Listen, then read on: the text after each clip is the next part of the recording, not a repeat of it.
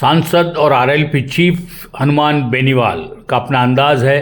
एक उसी अंदाज के अंदर उनको जो कहना है वो कहते हैं। और अभी हाल ही में उन्होंने साफ तौर पर ऐलान कर दिया कि आरएलपी पंचायत चुनाव में तीसरी सबसे बड़ी पार्टी उभरेगी।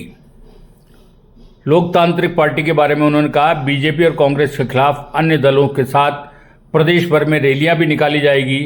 सांसद बेनीवाल अपनी अंदाज को लेकर जिस तरीके से फेमस है, उन्होंने मुख्यमंत्री भजनलाल शर्मा और किरोड़ीलाल मीणा को लेकर भी जो तंज कसा वो भी काफ़ी रोचक है। हनुमान बेनीवाल ने कहा किरोड़ी मीणा बहुत मुश्किल से सेट हुए हैं, जिसकी मुझे भी काफ़ी खुशी है।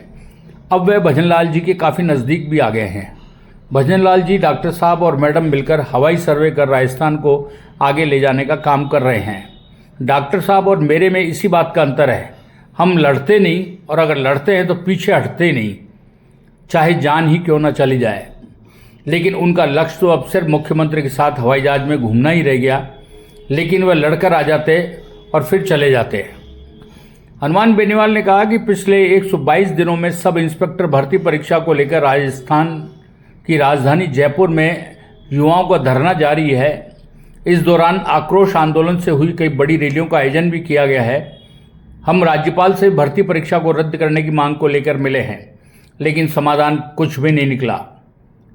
मैंने खुद ने लोकसभा में इस मुद्दे को उठाया है, जहां हमने राजस्थान लोक सेवा आयोग के पुनर्गठन की मांग को रखी। जो वादा सरकार गठन से पहले बीजेपी ने किया, उसे अभी तक पूरा नहीं कर पाए। पेपर लीक में पूर्व मुख्यमंत्री के पीएसओ का नाम आ गया। दूध, चाय और किराने की दुकानों पर कॉपियां चेक हो रही है। कई कॉपियां तो गाय खा चुकी।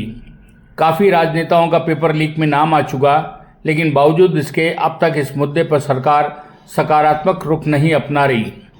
बेनीवाल ने कहा कि पूर्व कांग्रेस सरकार के शासन में फर्जी दिव्यांग सर्टिफिकेट लेकर भी काफ़ी लोग नौकरी लगे थे। उनमें सही कौन और गलत कौन, इसको लेकर आम जनता के मन में संशय है। ऐसे तमाम मामलों की जांच की जाए। दिव्यांग सर्टिफिकेट लेकर सरकारी नौकरी हासिल की, मुझे लगता है कांग्रेस बीजेपी के आगे नतमस्तक हो चुकी। उनके पास वोट चोरी के अलावा कोई दूसरा नारा नहीं है। इंडिया अलायंस में हम भी कांग्रेस के साथ हैं, लेकिन राजस्थान में वोट चोरी के नारे का मतलब नहीं है। यहाँ जनता की, युवाओं की समस्याओं पर कांग्रेस को मैदान में आकर लड़ना चाहिए, लेकिन यह काम राजस्थान में सिर्फ राष्ट्रीय लोकतांत्रिक पार्टी ही कर रही है।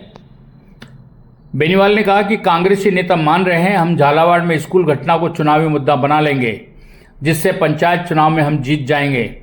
तब कोई गमछा घुमा लेगा, कोई दूसरा काम कर लेगा।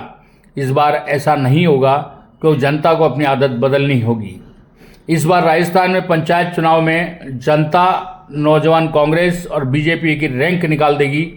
इसके बाद 2028 में राष्ट्रीय लोकतांत्रिक पार्टी के नेता कांग्रेस और बीजेपी के नेताओं को घर बिठाकर नई ताकत खड़ी करेंगे।